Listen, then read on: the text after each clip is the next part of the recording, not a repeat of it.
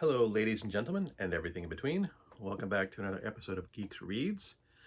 Today I'd like to talk about the book The Pride of Chanur by C.J. Cherryh.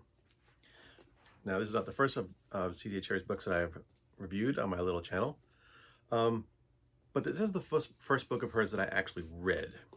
This was part of the gift my mother gave me for my 15th birthday.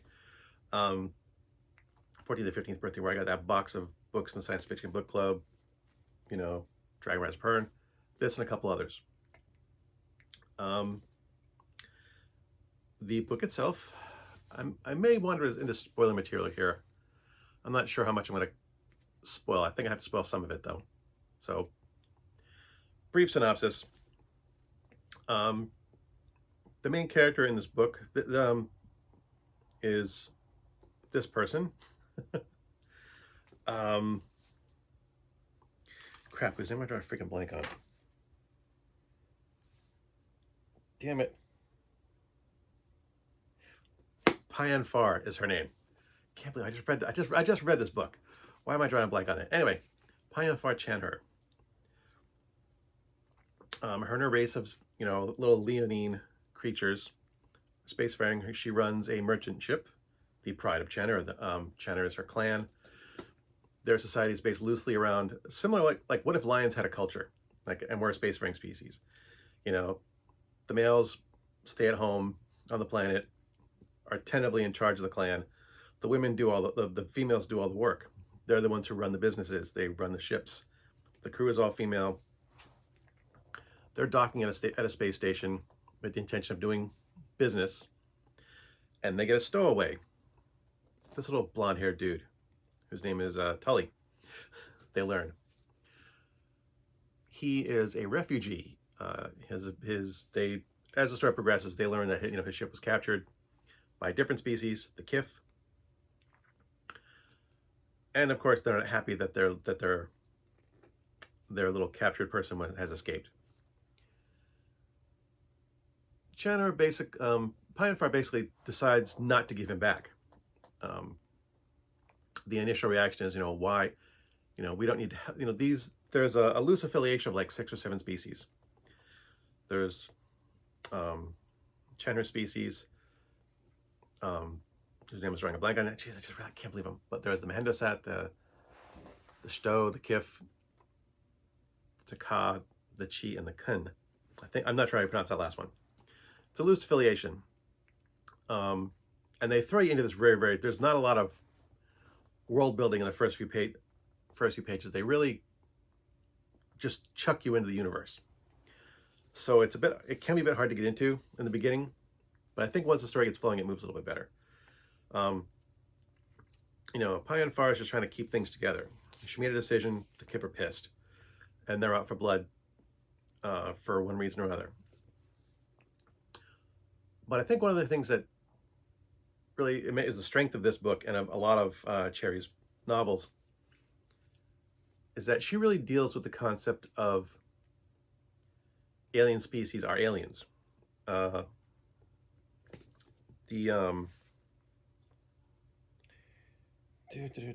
Honey, that's the name of their race.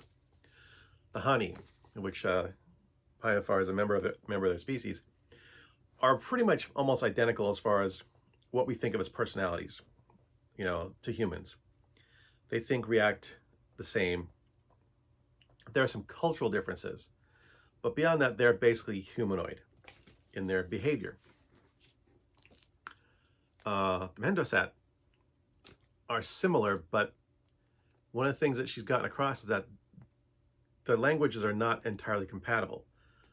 The Mahindosat speak like a Pigden, like salt. They speak like, and I hate to say like Yoda, but they kind of speak in a similar like stilted language that they're having to translate their own language into the Hani.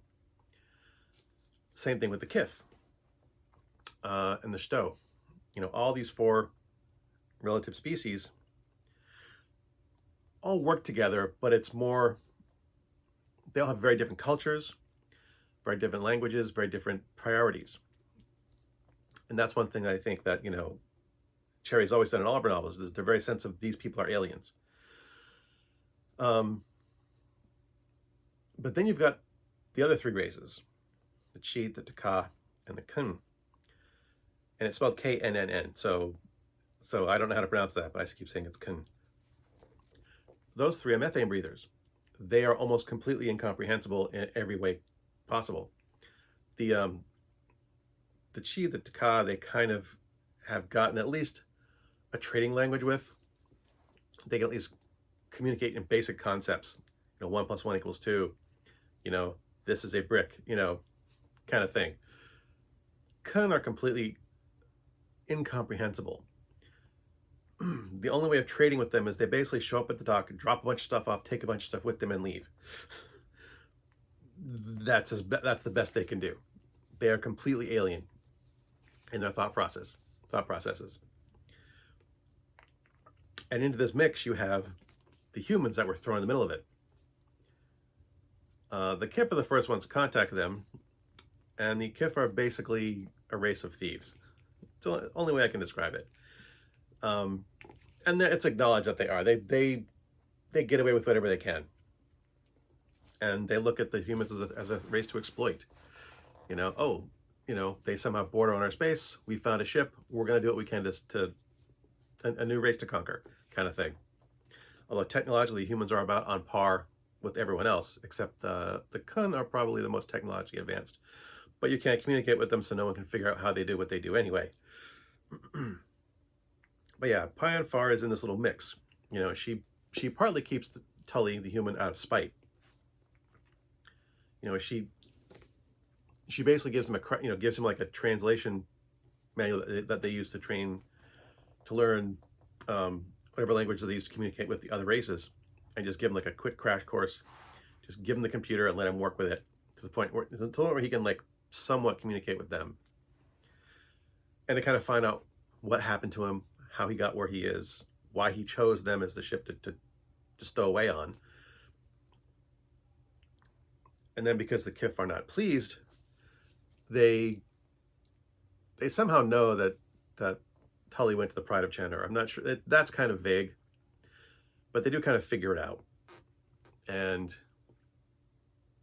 they are desperate to get him back and willing to go to great lengths to do so, even to the point of doing things that might start conflict, violent conflict.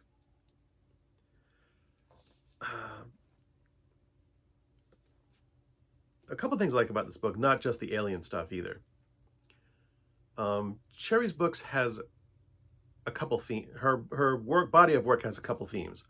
One of them is the fact that she generally does that alien thing where the aliens are, there is something about other species that is completely incomprehensible to us as the reader and to the protagonist. The other thing is that all of her books, at least the ones that I've read, are done in a strict first-person narrative, in that, we are looking at this book through the eyes of Payan Far, which you might understand, but we don't see anything else. If Payan Far doesn't know it, we the reader don't know it. There's none of these like little side views that show the shadowy figure off in the distance that Payan Far doesn't notice. If Payan Far doesn't know it, this is a strictly first-person view narrative. We are viewing, well, or maybe third person. I'm not sure the proper literary terminology for it. We are basically viewing this through Payan Far's eyes and no one else's. We never see Tully's point of view. We never see any other race's point of view. We never see any of the members of the crew's point of view.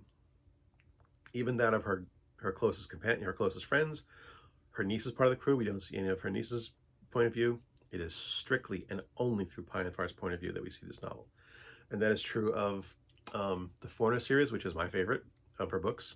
I've got 6 of her books. It is all through the main character's point of view. So it lends itself to this certain style of storytelling that I really, really do like. And this book is part of a series. I think there's 5 books in the series. They're all, I can't say that until I've read them all. I know the next couple books are through Payan Far's point of view. One of them might be through her nieces, but I have to read it to know. But I like Payan Far is an interesting character too. I mean, she is a no-nonsense, businesswoman. That is essentially what she runs, a merchant ship. She has to make a profit for her clan. She has to justify her actions to her clan when she goes back, when her actions are causing trouble not just for her clan but for the entire Hani race. She has to justify it. They are not a unified people. They are a loose coalition of clans. She has a unique relationship with her niece, who is the junior member of her crew. There are other members of her crew which have been with her for a long time. One of the things I do think she does a good job designing a little bits of their culture too. I don't know if you can see it in the pictures. They have several earrings, with Pinafore having like an earring with a pearl on it. But basically, those are signs of rank. Pinafore's niece has no rings. She is the junior-most member of her crew. All the other members of the crew have at least a couple of rings. Pinafore has like one whole ear, all up the side, bunch of rings. As as you do as you go out and on your ship and you make your runs, you earn a ring. Not necessarily. It's a loose destination of rank, not necessarily rank, but of experience, I guess. Pinafore, having the most rings, has the most experience, and she therefore is the highest ranking member of the crew. There are other little details like that too, like because they have retractable claws, the buttons on the key buttons on the consoles have holes in them. You don't just push the button; you got to extend your claw to get the button to push. So there's these little details too that so that Cherryh actually thought about this stuff. She does put a lot of thought into the cultures and how these things would work if this species did these things. There are distinct personalities amongst the crew. There is no one necessarily in this book that I could correlate to in some of her other books. She's really good at creating individual people that feel like real people, and the relationships feel real in spite of the fact that they are aliens. It's also interesting to see the reverse sexism. Where the males who run the clan, who technically are the head of the household, are considered too emotionally unstable and violent to actually do any of the real business. They they defend the challenges to their clan.